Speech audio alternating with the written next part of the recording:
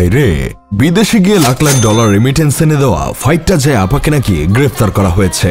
দেশের এই অবস্থা থেকে আমাদের দেশের সবচেয়ে বড় রেমিটেন্স যোদ্ধাকে গ্রেফতার করা ঠিক হয়েছে?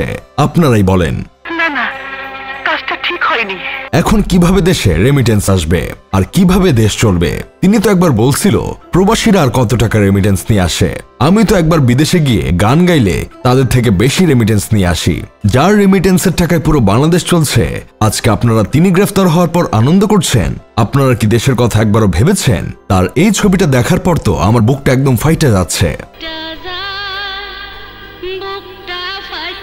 আগে কত হাসি মুখে চিল্লাপাল্লা করে তেল মারতো আপা, আর এখন নাকি তার নামে মামলা দিয়ে 7 দিনের রিমান্ডে নিয়েছে। এগুলো শোনার পর কি আর ভালো থাকা যায়? আপনারাই বলেন।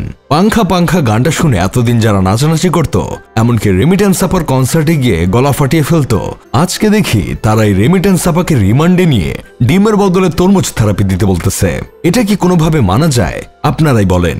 এদিকে আমাদের ফাইটটা যায় আপার নিজের এলাকার মানুষই তাকে রিমান্ডে নিয়ে হাঁস মুরগির ডিমের বদলে উট পাখির ডিম দিতে বলতেছে।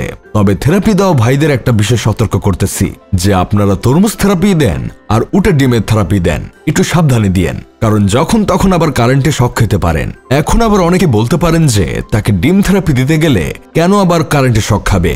তাদের উদ্দেশ্যে বলি, আমাদের ফাইটটা যায় আপা যে বাংলাদেশের বিদ্যুৎ উৎপাদনের ক্ষেত্রেও অনেক বড় ভূমিকা পালন করছে, সেটা তো আপনারা ভালো করেই জানেন। তিনি একবার সংসদে বলছিলেন জননেত্রী শেখ হাসিনা একদিন বিদ্যুতের এমন অবস্থা করবে যে মানুষের বিভিন্ন এলাকায় গিয়ে বলতে হবে যে বিদ্যুৎ লাগবে নাকি বিদ্যুৎ।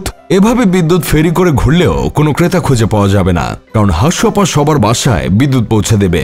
তাই হাসু আপা এমন বিদ্যুতের অবস্থা করে গেছে যে এখন গ্রাম বাংলার মানুষ দিনে 18 ঘন্টায় বিদ্যুৎ ছাড়া থাকে। তবে আমার মনে হয় বিদ্যুৎ সব আমাদের ফাইটটা যায় আপা নিজের মধ্যেই সঞ্চয় করে রেখেছে। তাই যদি ডিম বা তরমুজ থেরাপি দিতে যান তখন শক খেতে পারেন। তাই আগে থেকেই সতর্কতা অবলম্বন করাটাই ভালো। তবে আশা করি আমাদের ফাইটটা যায় আপার রিমান্ডে কাটানোর সময়টা ভালোই কাটবে। কোনো থেরাপি দিলে বলবে ফাইটটা যায়, বুকটা ফাইটটা যায়। পুলিশ যখন রিমান্ডে লইয়া হালকা কইরা থেরাপিটা দেয়া যায়, ওরে বুকটা ফাইটটা যায়। এরকম গানের সুরে রিমান্ডে থাকা পুলিশরাও ভালোভাবে কাজে মনোযোগী হয়ে উঠতে পারবে। আগে তো সংসদে গান গাইতো, দেশ বিদেশে গান গাইতো, এখন না হয় জেলখানার ভিতরেই গান গাইবে। সমস্যা তো নাই। এতদিন মুক্ত মানুষদের জন্য গান গেয়েছে, এখন বন্দি মানুষদের জন্য গান গাইবে। বন্দি মানুষরাও তো একটু আনন্দ উল্লাস করতে মন চায়, তাই না? তবে জেলে থাকা আফসোস লীগের নেতাদের জন্য ভালোই হলো, এখন তারা জেলে থেকেও সংসদের ফিল পাবে, কারণ সংসদের শিল্পীটাও যে এখন জেলের ভিতরে ঢুকে গেছে। যাই হোক, শেষমেশ আমি গোলাম হোসেন একটা কাজের কথা কই। আমাদের ফাইটটা যায় আবার কয়দিন আগে জন্মদিন গেছে। তার জন্মদিনের ট্রিট যে এভাবে পুলিশ ভাইরা দিবে, সেটা হয়তো তিনি কখনো কল্পনাও করতে পারে নাই। তাছাড়া রেমিটেন্স আপায় তো সব ছেড়ে দিয়ে পালিয়ে থেকে ফেসবুকে গান গেয়ে টাকা কামাতে চাচ্ছিল, কিন্তু ফেসবুক যে ভাবটা শুরু করছে তাতে এই মুহূর্তে জেলে গিয়ে গান গাওয়াটাও ভালো।